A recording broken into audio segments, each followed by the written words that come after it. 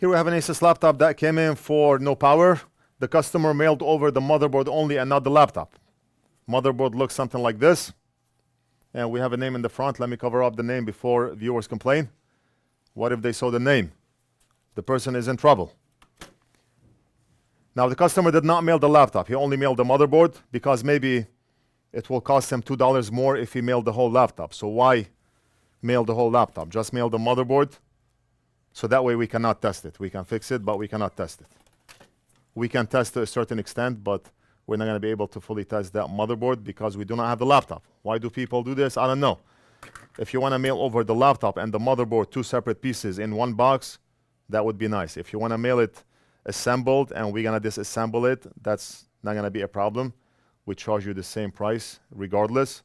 So why cheap out on sending that laptop? Why the motherboard only?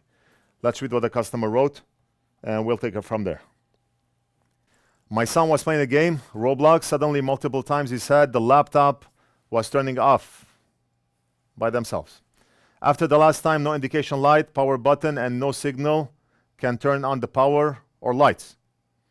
I checked the voltage, and it was right, at 20 volts, and the PCB board has voltage. So the customer did disassemble the board. He checked for voltage, and he got 20 volts. 20 volts is good, and 20 volts is an indication that we may not have a short circuit. It depends on where that customer measured.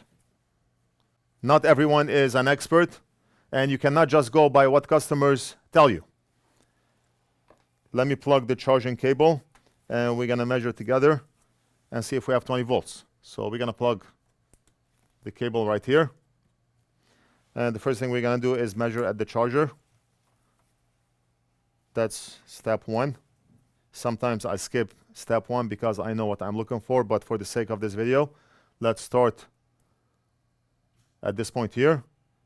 And we do have 19.85 volts. We are getting 19.85. If we measure here, 19.85. If we measure at the source, 0. That's what we care about. 0. We do not care about 19 volts here, but we care about 19 volts here, or 19 volts at the current sense. Gate, 0 volts. Source, 0. Gate, 0, and drain, 0. So we only have 19 volts here and 19 volts here because this pad is connecting with this pad. So what is the problem? Is that MOSFET faulty? 19 volts is reaching here, but it's not coming out from here. What's going on? Based on my experience working on Asus laptops every single day, let me disconnect power first. I suspect that we have a problem with the V-core circuit, and that's solely based on my experience working on Asus laptops. Where did you learn this? Nowhere. I learned it from myself. Did you read books that tell you that if you have a short circuit on the drain of the second MOSFET, then you're going to have a V-core circuit issue? No. Did anybody tell you? No. How did you learn? Trial and error, working on those laptops every day. I know those boards by heart. I do see signs of burnt flux here, but that may not mean anything. Let me go to diode mode, and we're going to measure all of those MOSFETs just to make sure that we do not have a short circuit on any one of them. If we do not, then we're going to have to inject voltage at the drain of the second MOSFET and monitor the board under a thermal camera and see what is getting hot.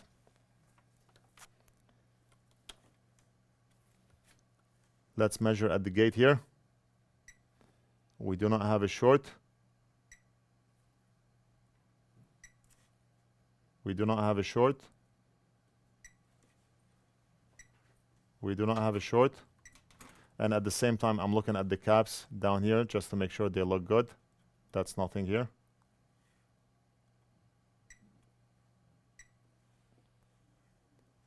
And Big Boss just put a 4090 on my bench. Melted connector. He put a iPad 12.9 6th gen tablet on my bench, and he also put a MacBook Air motherboard. Look at this. I'm talking to you about the 4090 and iPads, and we have a short circuit right at this MOSFET. We can tell. Look at the side here.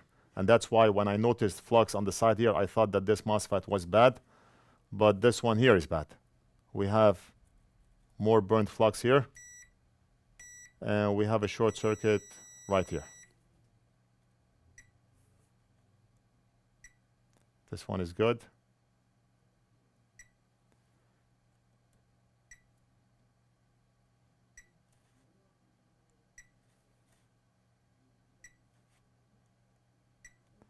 So we are 1 minute in, and we got it. We figured out the issue. Let me just check what we have here. Yeah, that's a 4090. And melted connector, right? I think so. Yeah, melted connector. And we have an iPad with a prior repair attempt. Let me show you what's going on. Whoever worked on it, they removed the CD chip and they removed the ROM chip. He said the tablet is not charging. And we also have an 820-00165 MacBook motherboard right here. SSD is not recognized.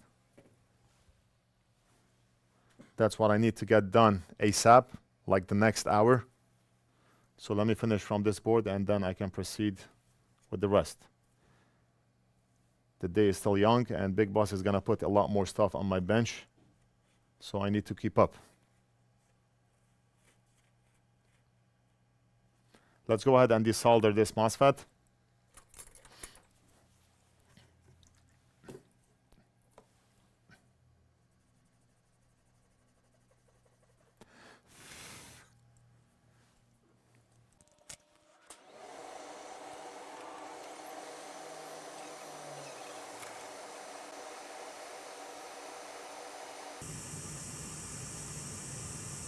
Okay, and the cap is out.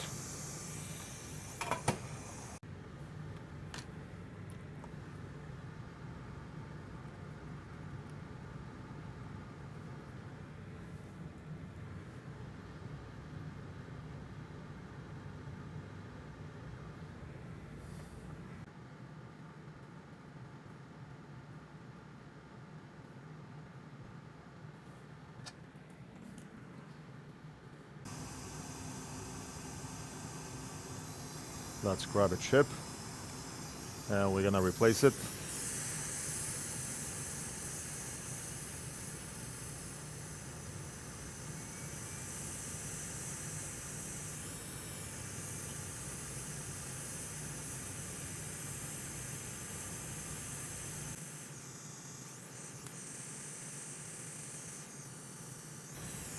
Press and hold. Now look at this. Decorations on the side. The solder balls that you see are decoration. Right? All right, let me clean out the decoration because a lot of you are boring. You do not like decorations.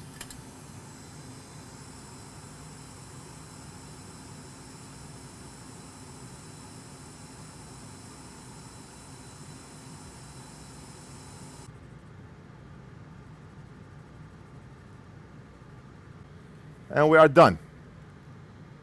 I replaced the MOSFET and did not even check if we still have a short circuit or not. What if we still have a short circuit? Chances are slim, very slim. Meter in diode mode, and if we measure here, beautiful. We are reading 0.41 voltage drop, and that's awesome. We're gonna deem this board a fix, invoice, and mail it back to the customer. Just one final cleanup. And Big Boss is adding more stuff on my bench. I'm gonna have about 15 devices by end of the day, and they all have to be done today. What can you do?